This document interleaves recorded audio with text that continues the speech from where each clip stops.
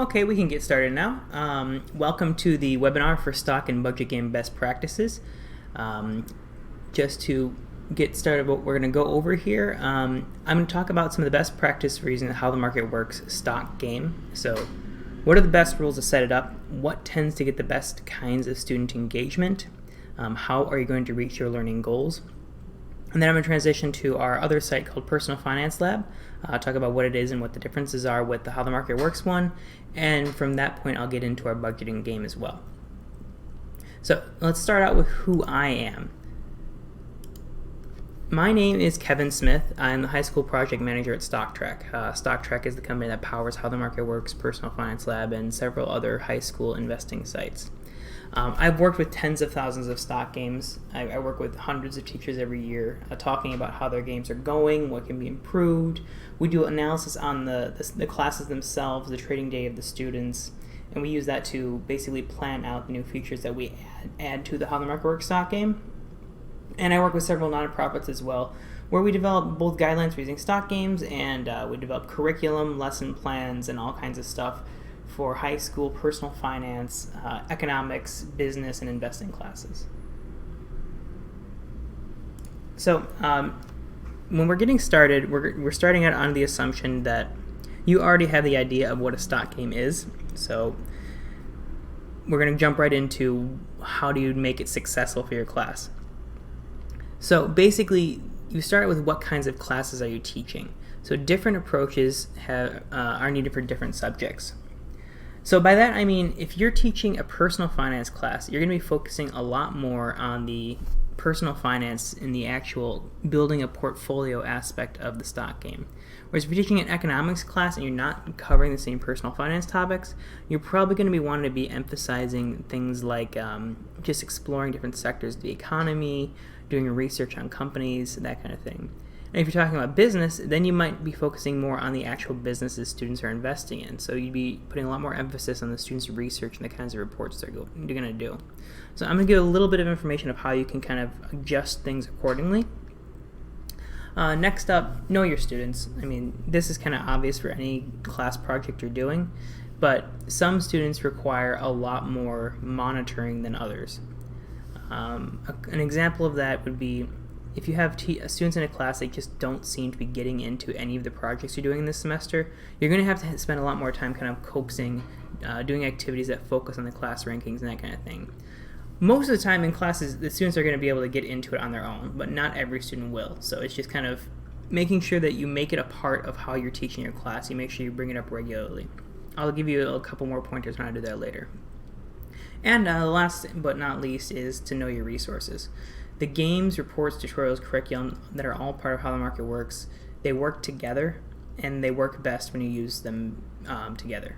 So if you're trying to just find a set it and forget it game, sure, you can do that, but you're really not going to get everything you can out of this. So let me start out with talking about some universal best practice for your game. Start early, end late. This is investing. It's looking at the real world financial markets, and they move a lot over time. A longer stock game teaches more students about what's going on in the economy. It has them paying attention to more news, and they get more exposure to what's going on in the markets. Unless you plan on having a stock game that goes on for 4 years, which you can with How the Market Works, and we do have some schools that do that, but in most cases it's going to be something like a semester. In that case, it's not really going to show students who's a good investor or not. It's just going to give them a chance to get their feet wet. But the longer trading period you can give them, the more exposure they're going to get and the more they're going to learn from it. Second up, rankings are a big deal. They're not always the first thing teachers think about when they start using the stock game, but they are. The class rankings is what keeps the students engaged. There's a couple different types of rankings, How the Market Works. We do it overall, we do it weekly, we even have monthly. But the idea is leverage the excitement that you can get from the rankings and the game part to make sure students keep engaged for the rest of the class. Because if you use the rankings properly, you can get engagement up quite a bit. Third, teachers need to trade too. So on How the Market Works, we have the ability for teachers to just sit out of the rankings and just have it to be a student-only competition. But we find that the classes where the teachers are actively trading and building a portfolio alongside their students, the students tend to have about a 30% higher level of engagement. The reason for this is because it becomes kind of a game to see who can beat the teacher. So it's not just the students trading against each other. It's more competitive than that. In that same vein, if you are trading alongside your students, make a point each week to say what trades you've done. You personally make a point to make 2 or 3 trades in your portfolio. Talk about how you're evolving it and your thought process. Because chances are you're not going to be an investing expert, and you're not going to expect your students to be investing experts. So you don't want them to think that this is a super high finance thing that they need to know about. The whole point of this is to encourage students to think about investments like a rational adult, not to be a financial guru. So show that you can make some mistakes, you're getting on the action too, and that it's okay to make mistakes. Last, allow day trading and short selling. So these are tournament rules. Day trading means that a student can buy and sell the same stock in the same day, and short selling is a method by which students can profit when a stock's price goes down. The actual mechanics of short selling in the real world would be that I borrow a stock from my stockbroker, I sell it immediately, and then later I buy it back on the open market and return the stock to my broker. So my profit is what if the stock price went down during that period while I sold it, then I take that profit home.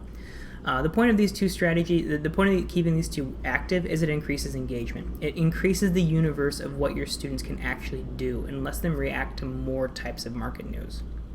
So for example, the price of oil just went way up about 2 days ago, and then it dropped by about 5% a day ago. So if your students were trying to react to that news, they could say, oh, the price of oil just went up. I think it's going to go down. If you don't let them short sell, there's not really anything they can actually do with that information. But if you do allow them to short sell, then they're saying, oh, well, I think it's going to go down, so I'm going to short sell a stock or an ETF that's really based on oil. So that gives them a chance to profit. So it just gives them a bigger toolkit of how they can actually react to the markets, which is a good thing. You want them to do that. The main thrust of best practice I want to talk about is using assignments. So in How the Market Works, there is a feature that we call assignments. These are articles, videos, and tutorials that are built into the stock game, and they have students read articles, watch videos, and make trades in their portfolio. Set up your assignments and make sure you have several of them. The best case is if you set up a new assignment for each week, so a student has a specific set of stuff they need to do in their portfolio. Couple your assignments with the trading notes that are also built into How the Market Works. Make students write down why they're doing each trade they're doing. If the trade notes are turned on for your class, you can see what your students are doing too. You can see what they're writing. So you can use that as an assessment if you want. You can even use it as a writing assessment, but the main thing is you're trying to make sure students are connecting what you're talking about in class with the kinds of actions they're doing in the stock game. So less universal best practices is things like starting cash. So there are basically 2 main schools of thought with how much money you're going to give your students to start out with. The first one is the $100,000 stock game. This has been the standard for probably 30 years, what most classes do. The pros is that it makes the math pretty easy. So I mean, you can divide 100,000 in any which way and you'll be able to find percentages. It gives a lot of room for students to try new strategies. They have a lot to play around with. If you have $100,000, you can buy pretty much any stock and as much as you want of it. So it really becomes a percentage game. How am I going to allocate my portfolio across any company in the world that I want to? And it lets the students think big. I mean, sometimes it helps for a student to just say, here's $100,000, what can you do with it? Because it makes students think about, what is my potential? If all of the things in the world, if everything holding me back was gone and I had limited resources, what could I actually do with it? And that can be liberating. But there's some serious cons. First, it's not realistic for most students. So especially in lower income areas, we found that the higher value you give students when they get started out with, the less they're really going to take away from it. Because sure, you're allowing them to think big, but then when they end the stock game and they have to think small again, they might just be saying, well, I don't have $100,000, so I'm not going to pay too much attention to investing. And that's the exact opposite reaction we want to get. The other con is it actually takes more time for classes to get started and going. We've found that when students start out their portfolios, their first few trades are only for 2 or 3 shares of any stock they're looking at, regardless of its price. So in most cases, we'd see something like a student goes in and they buy 1 share of Apple and 5 shares of Nike. On a $100,000 portfolio, that makes absolutely no difference. Something appears in their portfolio, but they're still 99% cash. And it takes them a week or so for them to realize, I have all this money to play around with, I need to use it. And that's not necessarily a good thing, because it just means that you're really wasting time when it comes to giving students market exposure. Now, the $1,000 stock game. So this one, if you just give your students $1,000 to play with, it's pretty easy for students to grasp. Most students might not be able to think, I'll be able to get $1,000, but they will realize that within a month or so of pretty much any job they'd have, they would have $1,000 that they can allocate to something, whether it's paying their bills or investing something. It's a tangible number. Another pro is it makes math more challenging. So, I mean, that's also the opposite of the pro for the 100,000 side. But if you want to focus more on the math side, where you want your students to be able to pick stocks that fit this $1,000, that makes it more of a challenge. You can't buy a share of Amazon with $1,000. You can buy a share of Apple, but only a couple of them. So when you're talking about the big names that students know, having a $100,000 portfolio and trying to allocate that effectively, that becomes more of a math problem. So it makes it more effective in a math class. Anecdotally, the students with less cash remember more. So this one I don't have a ton of data on. This is just some feedback that we get from teachers and students. Because when they have less cash to start with, every time a stock's price that they're holding moves, they feel that more. It shouldn't actually matter, because it's all percentages anyway. A $100,000 portfolio shouldn't be any more or harder or easier to manage than a $1,000 portfolio. But when it's a smaller amount, it makes it more real for the students. And so they remember more about what happened, because they also think a $1,000 portfolio, that's not too different from a $200 portfolio, which maybe I could scrounge together. And so that's something that they think more directly about how it's going to apply to their lives. Now, the cons for a $1,000 portfolio is that it gives very little wiggle room.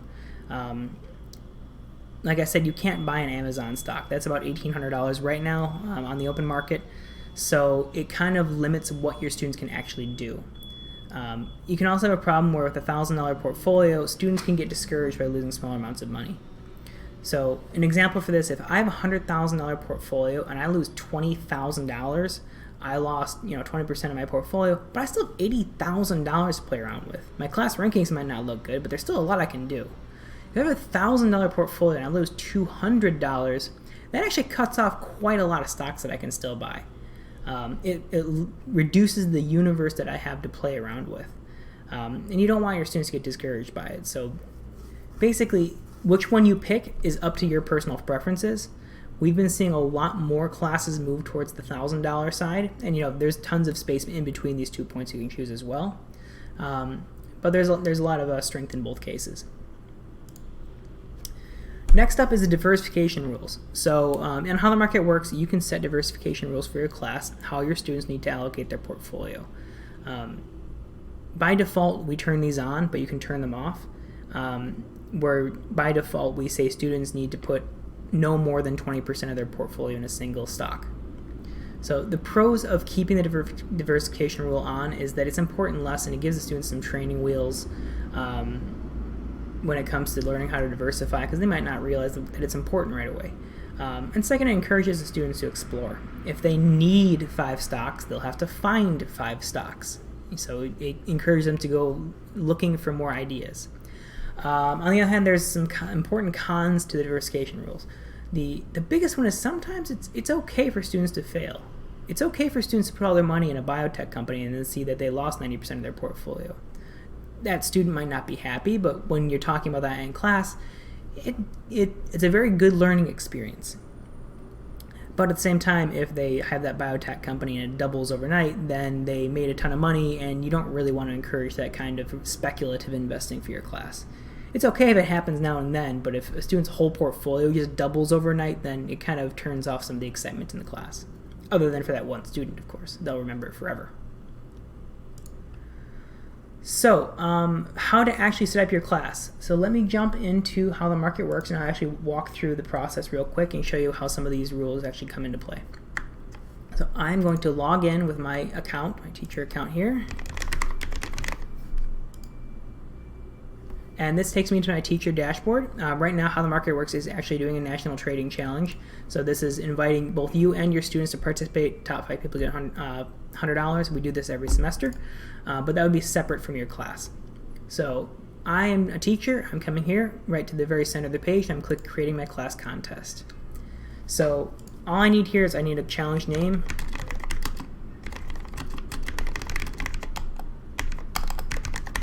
Group type. So who are you? When we build all of our materials, we use these analytics to decide how we're coming at it. So we see there's been a huge uptick in personal finance classes lately, so we've been producing more educational materials for personal finance classes. So it's important you have something accurate, because that's kind of how new materials get created. Expected users doesn't really matter. It's just kind of an idea for us when we're saying X number of students use How the Market Works per year. And description, this just appears on the registration page so your students know in the right place.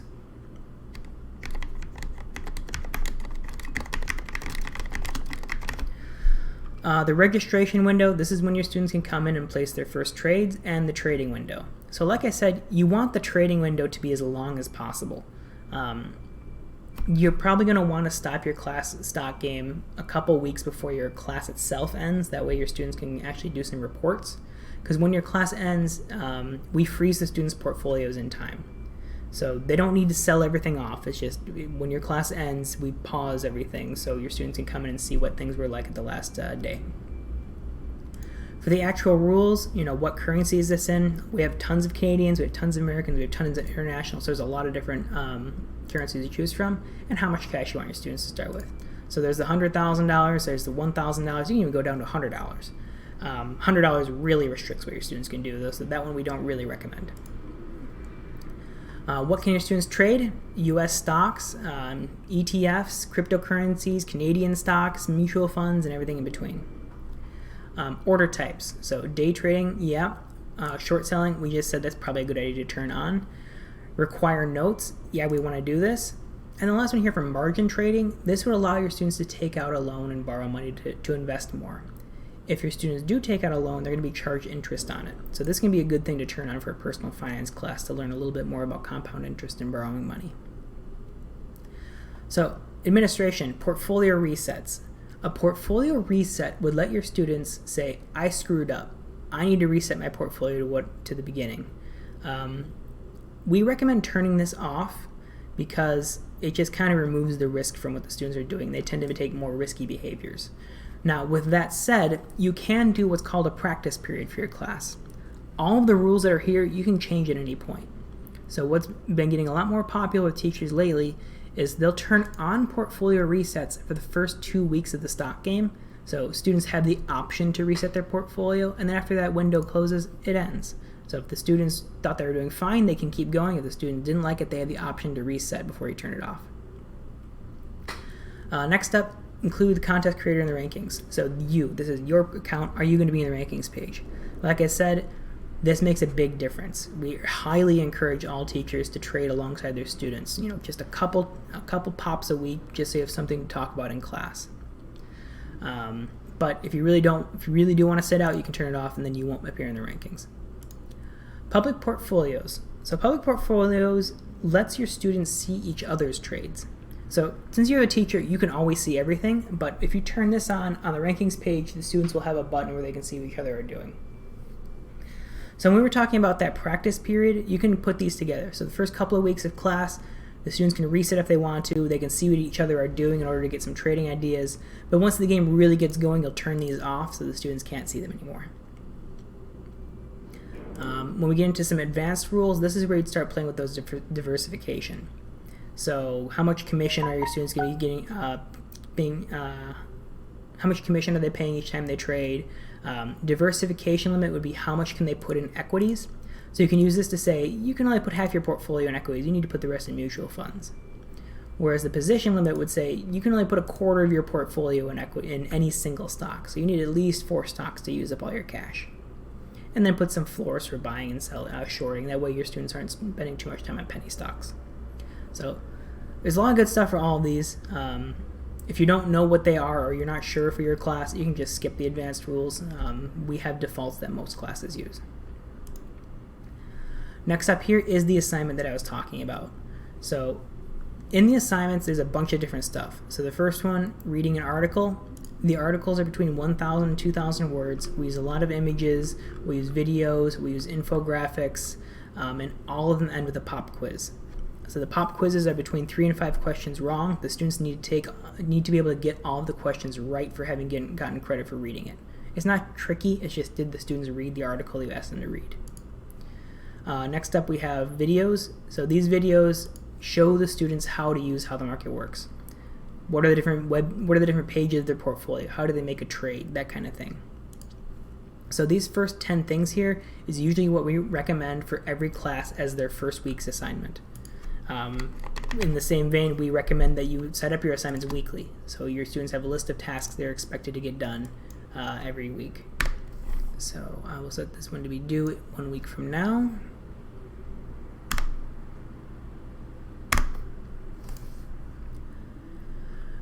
We also have some stuff just for elementary schools where it's more basic stuff, where it's just a video talking about what a stock is or what a stock index is. Some intermediate stuff talking about more investing stuff. How do they do research? What is an ETF? What is a mutual fund? That kind of thing. Mathematics and spreadsheets. This is stuff that talks about using data from the stock game to build charts, to do calculations in Excel and Google Sheets. So the mathematics stuff usually comes in towards the end of your class before you want your students to start building their reports. You'll require them to do this stuff. That way they understand how to get their portfolio data and how to use it. And then we have a bunch of stuff for personal finance, economics, and business. So for your class, for the week that you're on, you're just going to grab the stuff in here that relates to what you're planning on talking about in class, and then plug it in. So pretty straightforward, pretty easy. There's also stuff on career prep. So if you're doing a career prep unit, there is stuff on building resumes, finding internships and stuff like that. And then this one is making trades. So just for your students, make 10 trades this week. Build your portfolio. Your next week you might come down and say use a limit order. Understand how some of this other stuff works.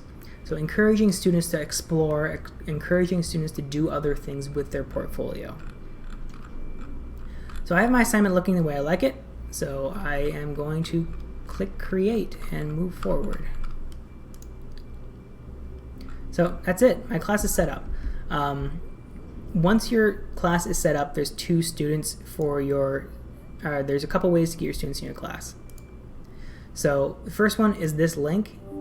If you give this link to your students, it will register them to the stock. It'll take them to the registration page for the stock game. They'll just pick a username and password and they'll log in. They can enter an email address, but it's not required. It's just used for password resets and stuff. Some schools we work with have even stricter privacy policies, though, where they don't let their students enter any personal information at all.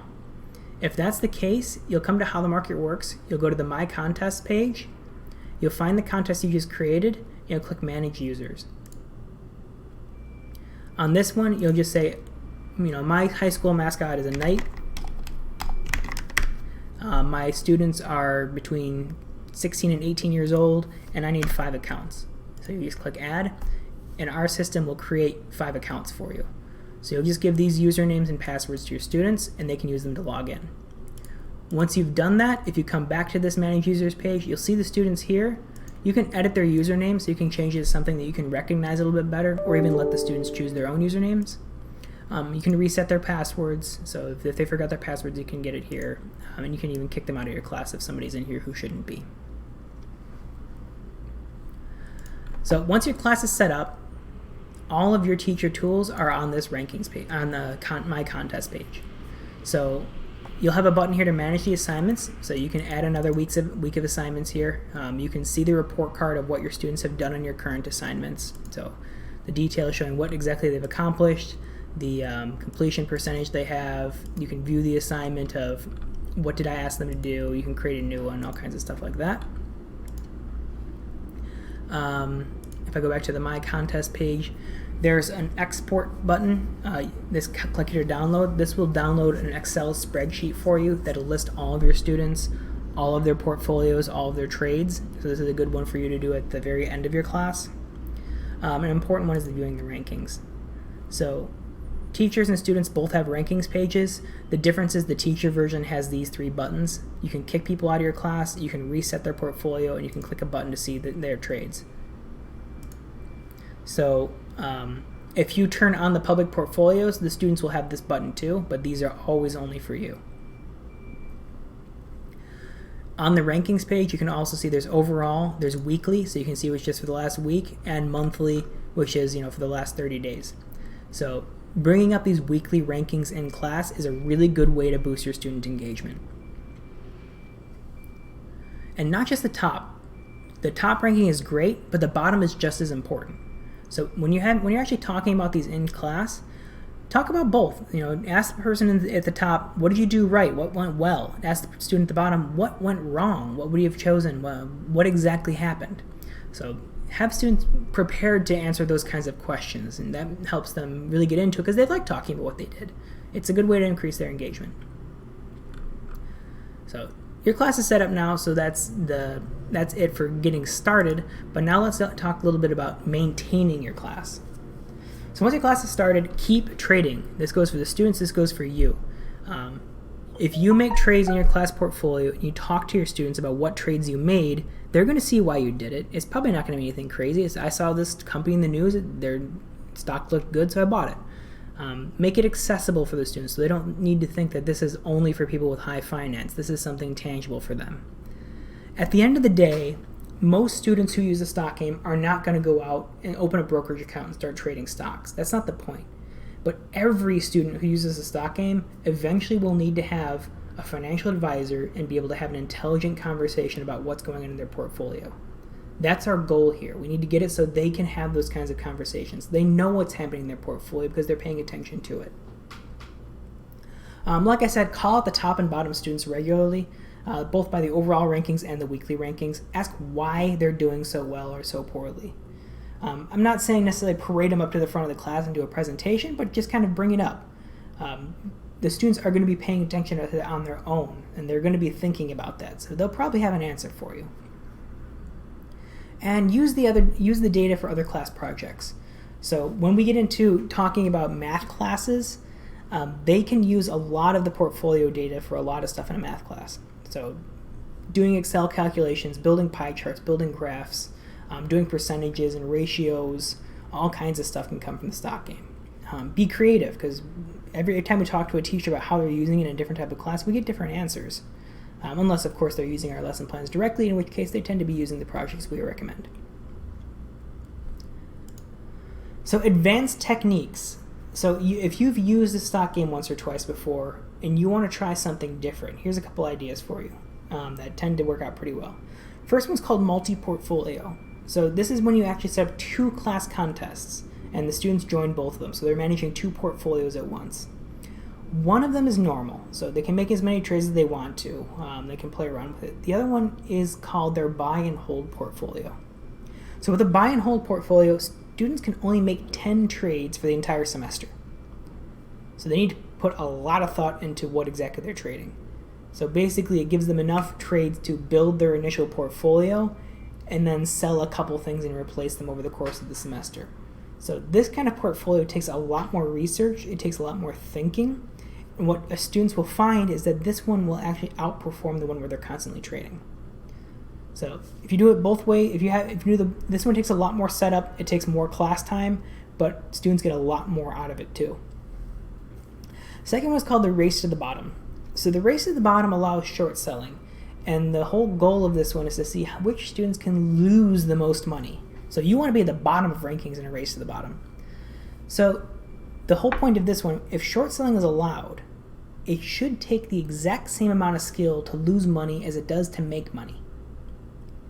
So if you think about that for a second, if a student is allowed to make a profit if the stock price goes up or down, because you let them both buy stocks and short sell stocks, they can make profit in both ways, so they should be able to make money as easily as they lose money. So especially if you have students who've actually used a stock game before, this is a good way to mix things up and get students thinking about things in a different way.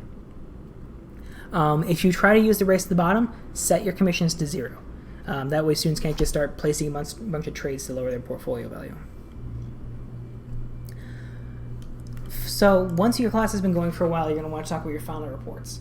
So generally speaking, give your students at least a week to build their final report. A final report that they make should include a summary of their trading notes, a summary of their trades themselves. They should use pie charts showing their portfolio allocation at the end of the contest, and they should use line graphs showing how their portfolio changed over time. So both of these graphs we talk about in those mathematics using Excel and Google Sheets lessons. So those are built in, and those we recommend as being one of the last assignments you have in your class to prepare them to do these final reports. Another important one is a big section on asking students what they would do differently. So if everything was changed and you started over from the beginning, what stocks would you have bought that you didn't? What stocks did you buy that you wouldn't have, and why? And it shouldn't just be something simple like, well, I saw this one go up. It's just like, where was your erroring judgment? And once the students have done their final reports and turn trading back on. Let students keep building and managing their portfolio. Very few students will. Probably 5% of your students are actually going to go in and keep trading when they're not required to for class. But some will, and they're the ones who are going to be the ones that got the most out of the game, and you want to encourage that. On How the Market Works, we open a bunch of contests that we invite students to after they end their class, and it's the same idea. Because we want to continue, if students really got a lot out of the stock game, we want to keep that going. Let them do it at home with different rules, with different settings. I mean, just let them play around with it. So next up, I'm going to talk about PersonalFinanceLab.com. So Personal Finance Lab is the premium version of How the Market Works. There's no ads. There's more learning elements embedded into it. But the biggest downside is that Personal Finance Lab isn't free. It starts at $10 a student, and the prices will vary depending on what parts you want and if your student can get a site license. So the key differences between Personal Finance Lab and How the Market Works. So there's no advertisements. There's a ton more curriculum. There's more and better integrated research. There's integrated assessments. There's teacher reports. You can post messages. You can put your students in teams. There's more security types. Completely exportable, integrated investing 101, and you can even broadcast your school rankings. So to actually show you what some of these mean, I'm going to switch over to the Personal Finance Lab site. So this is also by the Stock-Trak team.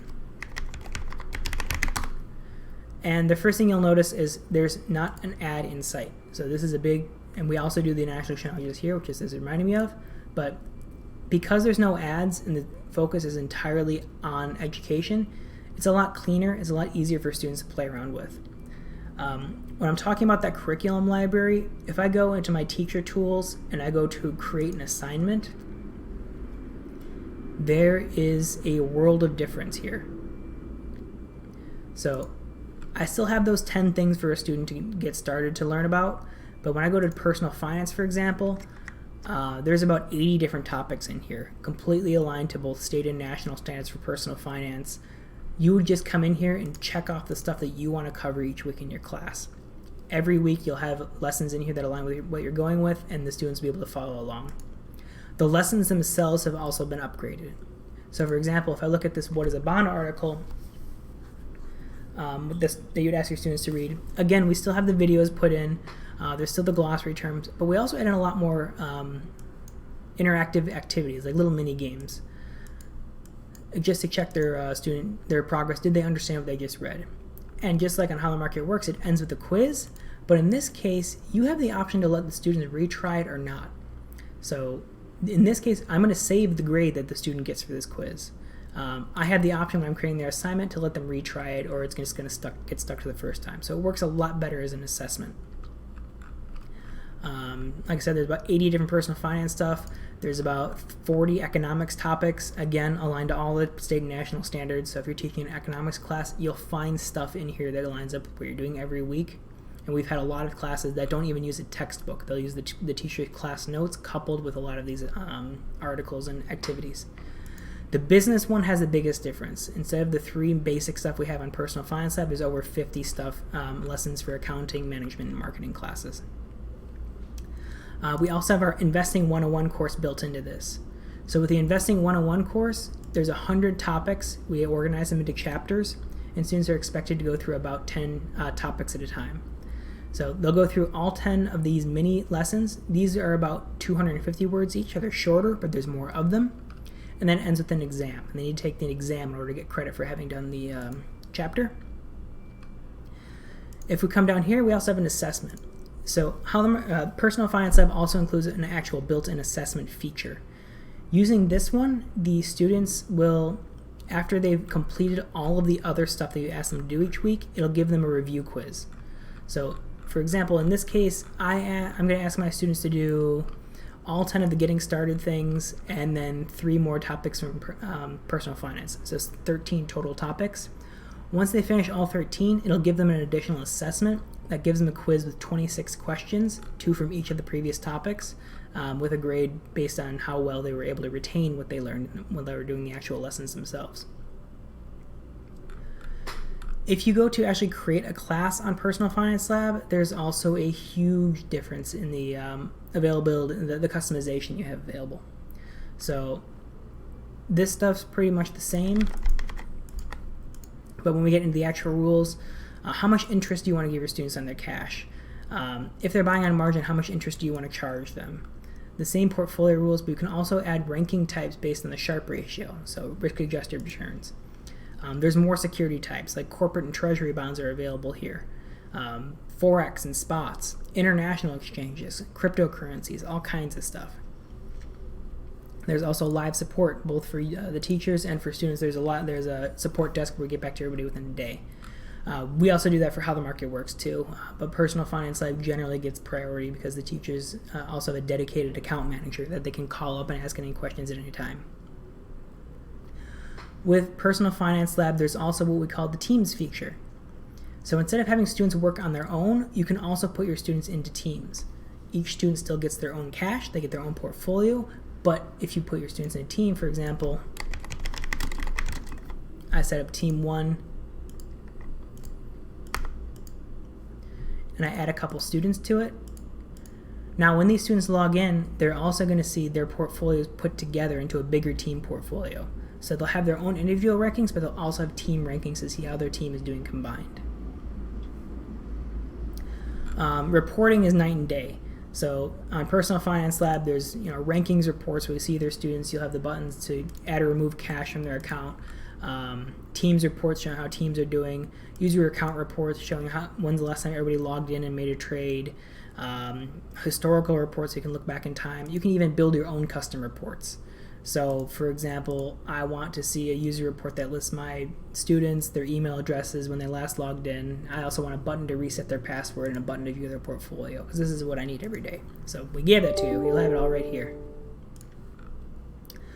But one of the biggest differences you'll find on Personal Finance Lab compared to How the Market Works is that it also has our budgeting game.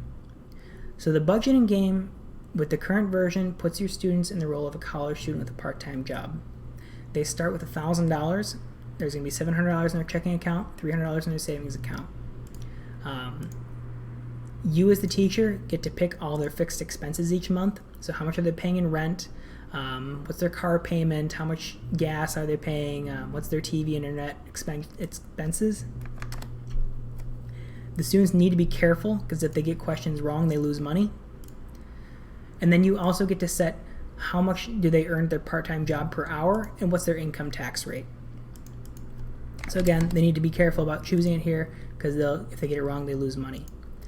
So with the budget game, the students go through the budget game a couple days at a time, and events come up based on real life expenses. So they're a college student, you need to buy a new book. Are you going to buy it or not? If you don't buy it, that can come back and bite you. But sometimes it pays off. Each of these have a variable probability about what's going to happen in their what's going to happen next based on what happens in the real world. So there's multiple choice questions that pop up. I'm getting some other expenses that come up. At the end of each week, I am prompted to make a choice on how I'm going to spend my weekend. I can work extra hours at my job. I can spend time doing chores at my house, I can spend time with my friends, or I can spend time studying. There's advantages of doing each of these. So earning extra money, it's clear. I'm going to get more money in my bank account. But if I spend time on my household, then I can do things like coupon clipping, where I actually save myself quite a lot of money. Spending time with my friends always is a good way to spend time because we actually encourage that. Same thing with studying. If students start neglecting any of these over time, bad things start happening. So for example, if I keep trying to work more hours in my part-time job and I never study, then I'm going to start failing exams at school. I'm going to start paying really expensive tutors to help catch me up. Same thing if I never do my chores at my house, I'm going to start having inspections from my landlord giving me fines. So we encourage them to kind of balance their activities. If they want to earn more extra money, there's a couple ways to do it. One of them is playing this mini game where we actually invite them to wait tables at the restaurant where they have their part-time job. So they need to, serve coffee, clean up dishes, that kind of thing. So besides the basics in the budgeting game, the students also have rankings for the budgeting game. So they can have rankings based on their credit score, based on their overall net worth, and based on the combination of the two. Statements, students can see all of their bank statements, so all the transactions they place on their credit cards, everything that happens in their checking account. When they move money to their savings account, they can see that too. If I go back into my teacher reports, you also have access to all of that information. So let me pull up my reporting page. Every time a student finishes a month in the budgeting game, it'll be updated in here, and you'll be able to see what their score was, their net worth, their credit score. And you can even go back in time and see what it was at the end of each month before that.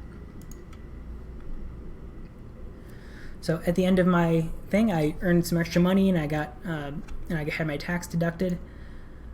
But it looks like because I was going to work, it cost me a lot of extra gas. So I actually lose $13 of what I did. I could pay it with my debit card or with my credit card. So I'll go with my credit card. Students get their credit card statement. They need to make payments on this, so they start getting charged interest. And at the end of each week, students get a paycheck based on how many hours they were working at their job, where we show them the check itself along with a pay stub of how they were working, their total earnings, their deductions for different types of taxes.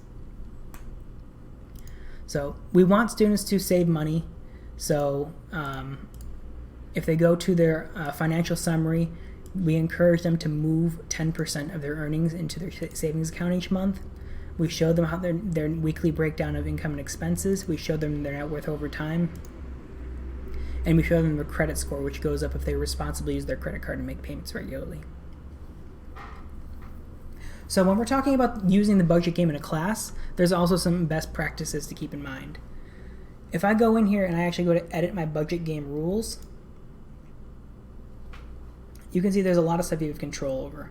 So the dates, just like the stock game, all of those fixed expenses, and down here we have a summary of what the game is actually going to look like for your students.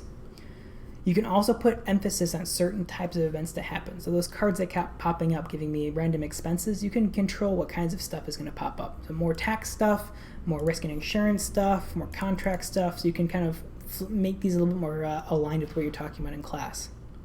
So you'll want to balance your income and expenses to try to get your budget surplus or shortfall not too far from zero. You want to have a little bit of cushion, but not too much. Because we want to encourage, because students are going to want to be going to earn extra money pretty regularly, so that's not included in here. And that earning extra money, so the extra mile they're going there, is going to be most of where their savings comes from. You don't want to make it too easy for them to save too much money, or they're going to think it's really easy in the real world. At the same time, you don't want to make it so impossible that they have to keep earning extra money and taking risks that bad things will happen. Otherwise, they're just going to start falling behind on their credit card, and they're going to have a hard time getting out of debt. So generally speaking, a lot of teachers we work with try to keep the hourly wage not too far away from what the minimum wage would be in their state, and then they're going to adjust the rest of the bills accordingly. The game is under the assumption that the student is in college with a part-time job, so they have roommates, and then a lot of the events that pop up during the game have to do with their roommates. So if you see that right here, like the budget surplus shortfall, they're losing a lot of money each month. I'm only making $870, but I'm losing $450 each month. Then you're going to assume the student's going to have another roommate. So you're going to divide the monthly rent again. So you're going to have 3 roommates instead of 2, for example. Divide the the TV internet bill a little bit more. So just try to get this somewhere near zero. Try to get this, try to have the rest of the expenses fairly realistic, and then update the game. You can continue to update your budget game rules as your class goes on too. So for example, you can increase how much the students are going to have to pay in groceries one month to make it so they're actually going to lose money. They're going to lose money this month. They're going to have to use their credit card to cover a gap. And then the next month you can make things a little bit easier, so if they plan things right, they'll be able to cover that gap. So play around with the settings, be adventurous with it, because the real world is not always super friendly to personal finances, and you want your students to understand that. Just make it so they don't feel hopeless. There's new versions coming starting the spring for the budget game. There's going to be a version, for example, for working full-time instead of part-time. So it's going to be a careers mode where the students will have a mortgage and a car payment they need to make instead of just the random fixed expenses. We're also working on a small business mode. That one's probably not going to be coming until fall of 2020. But a lot of that is coming from teacher feedback, so we'd love to give you a one-on-one demo of the budget game if you'd like to see it. Otherwise, that pretty much covers the basics of the best practices. There are additional materials available. For example, if you go to our Personal Finance Lab website, under administration, we have a thing called admin resources. You can find a lot of information to help you get started in here. We have lesson plans that we've built with a team of teachers. These are customizable. It includes stuff from How the Market Works. It includes stuff from Personal Finance Lab. Each of these is customizable, so we give you a list of suggested activities along with the timelines each of these activities are going to take. So you can play around with how much time you want to spend, for example, on taxation in your class. You'll grab some activities that match up with it. In here we also have accompanying presentations. So a lot of those assignment tasks is an article or a video with a quiz at the end. If you want to do it as more of a direct instruction, we have a bunch of PowerPoints that are put together that cover the same material. So you'll be able to grab them, download them, copy them to your Google Drive, whatever you want to do, because we have them as both a PowerPoint and a Google Slides version, and then you can use these for direct instruction in class. It covers the same stuff. Otherwise, if you have any other questions, email me, Kevin@HowTheMarketWorks.com or Kevin@PersonalFinanceLab.com. Both go to me. And have a great semester. We look forward to having you in the spring as well.